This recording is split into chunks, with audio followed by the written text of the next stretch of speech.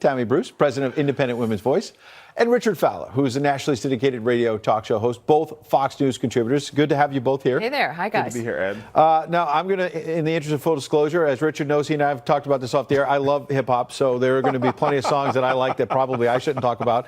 And I should note that, to be fair, that on the favorite books of 2018, the president has a lot of wonderful choices. Long Walk to Freedom by Nelson Mandela, a classic, something everybody should read. Why Liberalism Failed, kind of an interesting choice. How democracies die, when you look at that list of choices as well. The president former president doing some deep thoughts. What stuck out for you, Tammy? Well, I think that, and he's made a tradition of this, so he's done this every year, really. And I think for a lot of people, these lists can be virtue signaling. It's like, look at what I'm doing, or more, it's a look at what you should be reading, of course. And a lot of the people on the list, some of them certainly, especially with the music, are friends of the Obamas. So you can't blame them for that, I suppose. But I think that when I grew up, of course, a favorite teacher of mine said that while it's great to read for pleasure and important to do so, and to read to reinforce or to expand your understanding of your own point of view, it's particularly important to read things that you know you will disagree with. So that you hear other arguments that also can refine your own point of view. But we'll see how many people pick up on his maybe list. On that, Richard. Ben Rhodes, his former national security aide, his book's on the list. I noticed Tucker Carlson's book is not on the list. Shocker. I'm not shocked by that at all. But here's the thing. I mean, you know, Ed, we talk about music all the time in the green room here in the D.C. bureau. And I like it. Like, it's such a good song. And Barack Obama is not alone in his life for this song. This song, and I wrote it down to make sure I got it right, was the 6th most streamed song on Apple Music globally. So around the world, people love Cardi B and they like this song because it just makes your head bob, because everybody likes it like that, right? and it confirms that Barack Obama's hip. So we have that established. He wanted to throw that out there. Yes. Well, I also thought it was interesting and appropriate that at the top of his list of books you must read was, of course, Michelle Obama, the former First Lady, her book, which has been a runaway success. But that brings me to the next little list, which is Gallup does this thing every year at the end of the year, who's most admired. And it was interesting that Michelle Obama tops the list of women.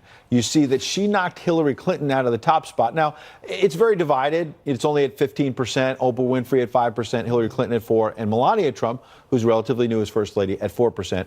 Tammy, what stuck out for you? Well, this list every year, what's interesting, since Hillary held the top spot for 17 years, it's more of a popularity of the media list at the time. It's a random phone call to, I think, over about 1,000 people.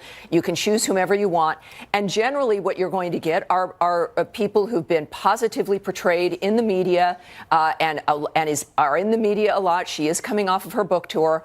So it's not that surprising. But it's not, as you noted, it's like a 15%. She won with 15%. Sure. So it's not kind of a deep analysis of who the majority of Americans admire, but it does tell you who they had been portraying positively up until this point, which was Hillary, which means for some reason Hillary's not at the top spot because the media is not portraying her in the same fashion. I'm not sure if this is about Hillary and this is more about Michelle Obama. And let's talk about the book for just a minute. Becoming is the #1 selling book of the year. And remember, the book came out in less than a month. And in less than a month, this book has already sold 15 million copies. And Michelle Obama on this book tour is not selling out small bookshops or Starbucks coffee shops. She's selling out arenas. And it's because the book really talks about what everyday women go through: infertility, marriage counseling, dealing with children, all the things that everyday American women go through. And Michelle Obama talks about it in a real way in this book. Yeah. Richard, that leads to the natural question.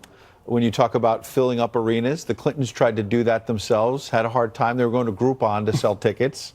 Michelle Obama didn't need to do that. No, she Runaway did not. bestseller. She keeps saying she will never run for political office. Now she's most admired woman, according to Gallup.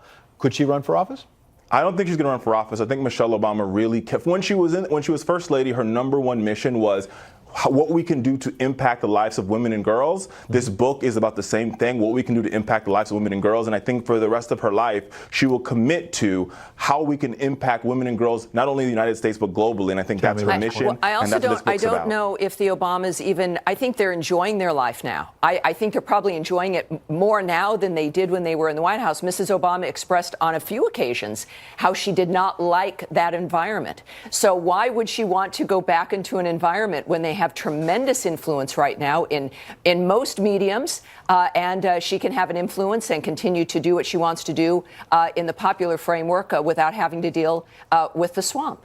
I think Tammy's right, and I think there's one part of the book where she actually talks about that. The part where she talks about the day that the Supreme Court decided to legalize marriage and how she saw the excitement, the jubilation outside the White House, and all she wanted to do was be a part of it. And so she snuck out of a back door, her and Malia, so they could be with the people. And nobody saw them, but they were outside as the White House was lit up with a rainbow, which speaks to who she is as a person and why this book is the #1 selling book in the country for this year. Legalizing same-sex marriage. Absolutely. Yeah, that's what I meant, same-sex marriage. Absolutely. When I say marriage. Richard, Tammy, I'd like to get your list as well, so please submit those by the end of the year. Thanks, Ed. Thanks for coming.